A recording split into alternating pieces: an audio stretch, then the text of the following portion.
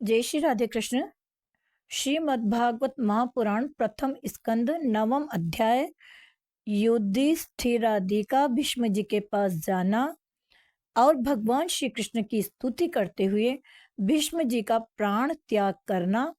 कथा श्रवण से पूर्व आप अपने चैनल किशोरी कृष्ण कृपा को सब्सक्राइब करते हुए बेल आइकन की घंटी अवश्य बजाइए। त्रुटि के लिए क्षमा। सूत जी कहते हैं, इस प्रकार राजा युधिष्ठिर प्रजाद्रोह से भयभीत हो गए। फिर सब धर्मों का ज्ञान प्राप्त करने की इच्छा से उन्होंने कुरुक्षेत्र की यात्रा की, जहां भीष्म पितामह शरशैया पर पड़े हुए थे। शौनकादि ऋषियों उस समय उन सब भाइयों ने स्वर्ण जटित रथों पर, जिनमें अच्छे अच्छे घोड़े जुते हुए थे, सवार होकर अपने भाई युधिष्ठिर का अनुगमन किया। उनके साथ व्यास, धौम्य आदि ब्राह्मण भी थे। श्लोक क्रम द्वितीय। सच में यह है अद्वितीय। शौनक जी, अर्जुन के साथ भगवान श्री कृष्ण भी रथ पर चढ़कर चले। उन सब भाइयों के साथ महाराज युधिष्ठिर की ऐसी शोभा हुई मानो यक्षों से घिरे हुए स्वयं कुबेर ही जा रहे हों। अपने अनुचरों और भगवान श्री कृष्ण के साथ वहां जाकर पांडवों ने देखा कि भीष्म पितामह स्वर्ग से गिरे हुए देवताओं के समान पृथ्वी पर पड़े हुए हैं। उन लोगों ने उन्हें प्रणाम किया। जय हो श्यामा श्याम। श्लोक क्रम चतुर्थ। शौनक जी, उसी समय भरत वंशियों के गौरव रूप भीष्म पितामह को देखने के लिए सभी ब्रह्मर्षि, देवर्षि और राजर्षि वहां आए। पर्वत, नारद, धौम्य, भगवान व्यास, बृहदश्व, भरद्वाज शिष्यों के साथ परशुराम जी, वशिष्ठ, इंद्र, प्रमद, त्रित, गृत्समद, असित, कक्षीवान, गौतम, अत्रि, विश्वामित्र, सुदर्शन तथा और भी सुखदेव आदि शुद्ध हृदय महात्मा गण एवं शिष्यों के सहित कश्यप, अंगिरा पुत्र, बृहस्पति आदि मुनिगण भी वहां पधारे। श्लोक क्रम षष्ठम से अष्टम तक। भीष्म पितामह धर्म को और देश काल को, विभाग को, कहाँ किस समय क्या करना चाहिए, इस बात को जानते थे। उन्होंने उन बड़भागी ऋषियों को सम्मिलित हुआ देखकर उनका यथा योग्य सत्कार किया। वे भगवान श्री कृष्ण का प्रभाव भी जानते थे, अतः उन्होंने अपने लीला से मनुष्य का वेश धारण करके वहां बैठे हुए तथा जगदीश्वर के रूप में हृदय में विराजमान भगवान श्री कृष्ण की बाहर तथा भीतर दोनों जगह की पूजा की। जय हो श्यामा श्याम। मेरे अंतर मन में तुम, मेरे बाहर भी हो तुम, घट घट के वासी हो, रखना मुझे कदम में हरदम, रखना कदम में हरदम। पांडव बड़े विनय और प्रेम के साथ भीष्म पितामह के पास बैठ गए। उन्हें देखकर भीष्म पितामह की आंखें प्रेम के आंसुओं से भर गई। उन्होंने उनसे कहा, श्लोक क्रम एकादश। धर्मपुत्रों, हाय हाय, ये बड़े कष्ट और अन्याय की बात है कि तुम लोगों को ब्राह्मण धर्म और भगवान के आश्रित रहने पर भी इतने कष्ट के साथ जीना पड़ा, जिसके तुम कदापि योग्य नहीं थे। अति रथी पांडु की मृत्यु के समय तुम्हारी अवस्था बहुत छोटी थी। उन दिनों तुम लोगों के लिए कुंती रानी को और साथ साथ तुम्हें भी बार बार बहुत से कष्ट झेलने पड़े। जिस प्रकार बादल वायु के वश में रहते हैं, वैसे ही लोकपालों के सहित सारा संसार काल भगवान के अधीन है। मैं समझता हूँ कि तुम लोगों के जीवन में ये जो अप्रिय घटनाएं घटित हुई हैं, वे सब उन्हीं की लीला है। श्लोक क्रम 14। समुद्र मंथन में 14 रत्न थे, उसमें विष भी था, अमृत भी है। जीवन में सब सह और ईश्वर के श्री चरणारविंद में रहे, नहीं तो सदा साक्षात धर्मपुत्र राजा युधिष्ठिर हों, नहीं तो जहां साक्षात धर्मपुत्र राजा युधिष्ठिर हों, गदाधारी भीमसेन और धनुर्धारी अर्जुन रक्षा का काम कर रहे हों, गांडीव धनुषों और स्वयं श्री कृष्ण सूर्य हों, भला वहां भी विपत्ति की संभावना है। श्लोक क्रम पंचदश। ये काल स्वरूप श्री कृष्ण कब क्या करना चाहते हैं, इस बात को कभी कोई नहीं जानता। बड़े बड़े ज्ञानी भी इसे जानने की इच्छा करके मोहित हो जाते हैं। युधिष्ठिर, संसार की ये सब घटनाएं ईश्वर इच्छा के अधीन है, उसी का अनुसरण करके तुम इस अनाथ प्रजा का पालन करो, क्योंकि अब तुम ही इसके स्वामी और इसे पालन करने में समर्थ हो। ये श्री कृष्ण साक्षात भगवान है, ये सबके आदि कारण और परम पुरुष नारायण है। अपनी माया से लोगों को मोहित करते हुए ये यदुवंशियों में छिपकर लीला कर रहे हैं। श्लोक क्रम 18। इनका प्रभाव अत्यंत गूढ़ एवं रहस्यमय है। युधिष्ठिर, उसे भगवान शंकर, देवर्षि नारद और स्वयं भगवान कपिल ही जानते हैं, जिन्हें तुम अपना ममेरा भाई, प्रिय मित्र और सबसे बड़ा हितु मानते हो, तथा जिन्हें तुमने प्रेमवश अपना मंत्री, दूत और सारथी तक बनाने में संकोच नहीं किया है, वे स्वयं परमात्मा हैं। इन सर्वात्मा समदर्शी, अद्वितीय, अहंकार रहित और निष्पाप परमात्मा में उन ऊंचे नीचे कार्यों के कारण कभी किसी प्रकार की विषमता नहीं होती। युधिष्ठिर, इस प्रकार सर्वत्र सम होने पर भी देखो तो सही, वे अपने अनन्य प्रेमी भक्तों पर कितनी कृपा करते हैं। यही कारण है कि ऐसे समय में जबकि मैं अपने प्राणों का त्याग करने जा रहा हूँ, इन भगवान श्री कृष्ण ने मुझे साक्षात दर्शन दिया है। जय हो श्यामा श्याम। श्लोक क्रम 22। नवा, अपना शीश प्रिय हो जो अपने इष्ट। भगवत परायण योगी पुरुष भक्ति भाव से इनमें अपना मन लगाकर और वाणी से इनके नाम का कीर्तन करते हुए शरीर का त्याग करते हैं और कामनाओं से तथा कर्म के बंधन से छूट जाते हैं। हरे कृष्ण कृष्ण कृष्ण हरे हरे, हरे राम राम राम हरे हरे। वे ही देव भगवान अपने प्रसन्न हाथ से और रक्त कमल के समान अरुण नेत्रों से उल्लसित मुख वाले चतुर्भुज रूप से, जिसका और लोगों को केवल ध्यान में दर्शन होता है, तब तक यही स्थित रहकर प्रतीक्षा करें जब तक मैं इस शरीर का त्याग न कर दूं। सूत जी कहते हैं, युधिष्ठिर ने उनकी यह बात सुनकर शरशैया पर सोए हुए भीष्म पितामह से बहुत से ऋषियों के सामने ही नाना प्रकार के धर्मों के संबंध में अनेकों रहस्य पूछे। तब तत्ववेता भीष्म पितामह ने वर्ण और आश्रम के अनुसार पुरुष के स्वाभाविक धर्म और वैराग्य तथा राग के कारण विभिन्न रूप से बतलाए हुए निवृत्ति और प्रवृत्ति, द्विविध धर्म, दान धर्म, राजधर्म, मोक्ष धर्म, स्त्री धर्म और भगवत धर्म, इन सब का अलग अलग संक्षेप में और विस्तार से वर्णन किया। शौनक जी, इनके साथ ही धर्म, अर्थ, काम और मोक्ष, इन चारों पुरुषार्थों का तथा इनकी प्राप्ति के साधनों का अनेकों उपाख्यान और इतिहास सुनाते हुए विभागशः वर्णन किया। श्लोक क्रम 26 से 28।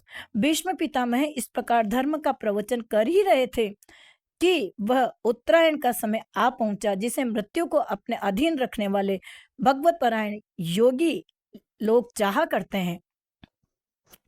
उस समय हजारों रथियों के नेता भीष्म पितामह ने वाणी का संयम करके मन को सब ओर से हटाकर अपने सामने स्थित आदि पुरुष श्री भगवान श्री कृष्ण में लगा दिया।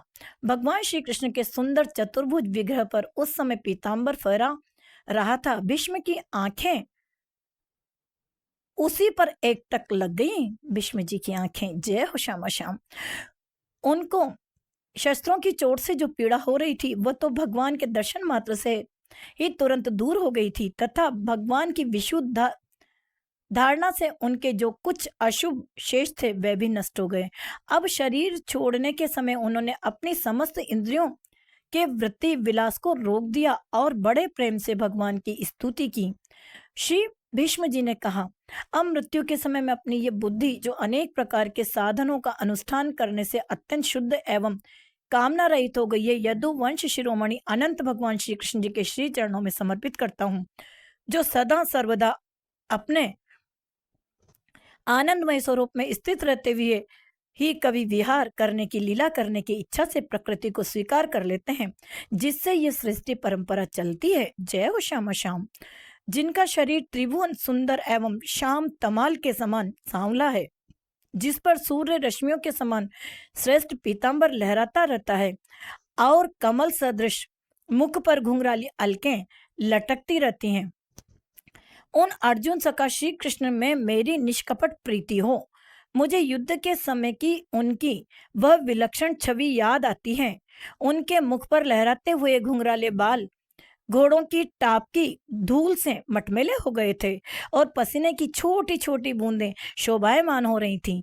मैं अपने तीखे बाणों से उनकी त्वचा को बींध रहा था। उन सुंदर कवच मंडित श्री भगवान श्री कृष्ण के प्रति मेरा शरीर, अंतःकरण और आत्मा समर्पित हो जाए। जय हो श्यामा श्याम।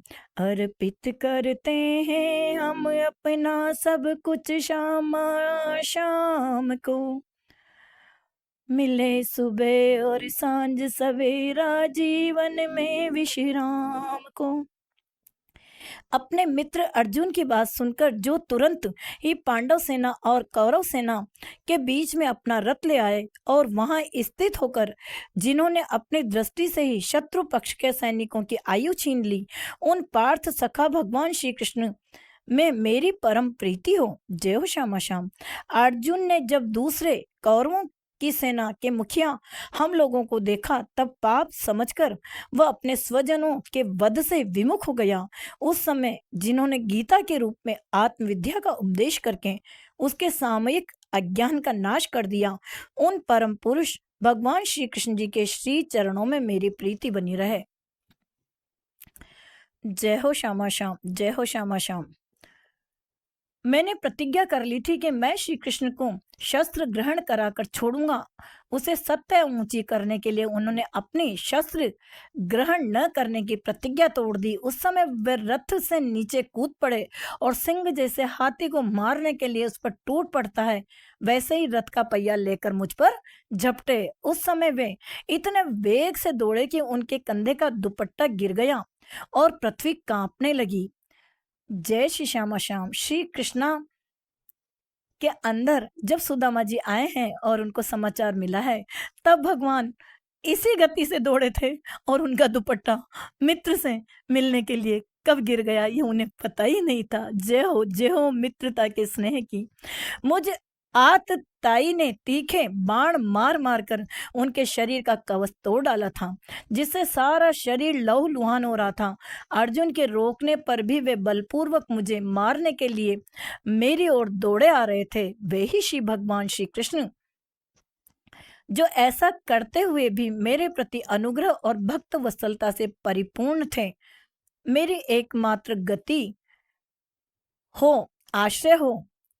अर्जुन के रथ की रक्षा में सावधान जिन श्री कृष्ण के बाएं हाथ में घोड़ों की रास थी और दाहिने हाथ में चाबुक, इन दोनों की शोभा से उस समय जिनकी अपूर्व छवि बन गई थी, तथा महाभारत युद्ध में मरने वाले वीर जिनकी इस छवि का दर्शन करते रहने के कारण सारूप्य मोक्ष को प्राप्त हो गए, उन्हीं पार्थ सारथी भगवान श्री कृष्ण में मुझ मरणासन की परम प्रीति हो। प्रार्थना है भीष्म जी के श्लोक क्रम 39। जिनके लटकेली सुंदर चाल, हाव भाव युक्त चेष्टाएं, मधुर मुस्कान और प्रेम भरी चितवन से अत्यंत सम्मानित गोपियां रासलीला में उनके अंतर्धान हो जाने पर प्रेम मौन माद से मतवाली होकर जिनकी लीलाओं का अनुकरण करके तन्मय हो गई थी, उन्हीं भगवान श्री कृष्ण को मेरा परम प्रेम हो। जिस समय युधिष्ठिर का राजसूय यज्ञ हो रहा था, मुनियों और बड़े बड़े राजाओं से भरी हुई सभा में सबसे पहले सबके ओर से इन्हीं सबके दर्शनीय भगवान श्री कृष्ण की मेरी आंखों के सामने पूजा हुई थी। वही सबके आत्मा प्रभु आज इस मृत्यु के समय मेरे सामने खड़े हैं। जैसे एक ही सूर्य अनेक आंखों से अनेक रूप में दिखता है, वैसे अजन्म भगवान श्री कृष्ण अपने ही द्वारा रचित अनेक शरीरधारियों के हृदय में अनेक रूप से जान पड़ते हैं। वास्तव में तो वे एक और सबके हृदय में विराजमान हैं। उन्हें इन भगवान श्री कृष्ण को मैं भेद भ्रम से रहित होकर प्राप्त हो गया हूँ। श्लोक क्रम 32 से श्लोक क्रम 42 तक भीष्म जी ने भगवान से अपना जो घटना घटी थी उसका वर्णन किया। जय हो श्यामा श्याम। सूत जी कहते हैं, इस प्रकार भीष्म पितामह ने मन, वाणी और दृष्टि से वृत्तियों से आत्मस्वरूप भगवान श्री कृष्ण में अपने आप को लीन कर दिया और उनके प्राण वहीं विलीन हो गए और वे शांत हो गए। जय हो जय हो जय हो श्यामा श्याम। उन्हें अनंत ब्रह्म में लीन जानकर सब लोग वैसे ही चुप हो गए जैसे दिन के बीत जाने पर पक्षियों के कलरव शांत हो जाते हैं। उस समय देवता और मनुष्य नगारे बजाने लगे, साधु स्वभाव के राजा उनकी प्रशंसा करने लगे और आकाश से पुष्पों की वर्षा होने लगी। शौनक जी, युधिष्ठिर ने उनके मृत शरीर की अंत्योष्टि क्रिया कराई और कुछ समय के लिए वे शोकमग्न हो गए। उस समय मुनियों ने बड़े आनंद से भगवान श्री कृष्ण की उनके रहस्यमय नाम ले लेकर स्तुति की। इसके पश्चात अपने रथियों को श्री कृष्णमय बनाकर वे अपने अपने आश्रमों को लौट गए। तदनंतर भगवान श्री कृष्ण के साथ युधिष्ठिर हस्तिनापुर चले गए और उन्होंने वहां अपने चाचा धृतराष्ट्र और तपस्विनी गांधारी को डांडस बंधाया। फिर धृतराष्ट्र की आज्ञा और भगवान श्री कृष्ण की अनुमति से समर्थ राजा युधिष्ठिर अपने वंश परंपरागत साम्राज्य का धर्म पूर्वक शासन करने लगे। इति श्रीमद्भागवते महापुराणे पारमहंस्यां संहितायां प्रथम स्कंदे युधिष्ठिर राज्य प्रलंबो नाम 9वां अध्याय संपूर्ण। प्रथम स्कंद 9वां अध्याय में 49 श्लोक हैं। राधे कृष्णाय अर्पणम अस्तु। भक्त वांछा कल्पतरु भगवान संग भक्तों की जय हो। त्रुटि के लिए क्षमा। जय हो श्यामा श्याम, जय हो सीताराम। आप के श्री चरणों में भक्तों को मिले विश्राम। जय हो, जय हो, जय हो।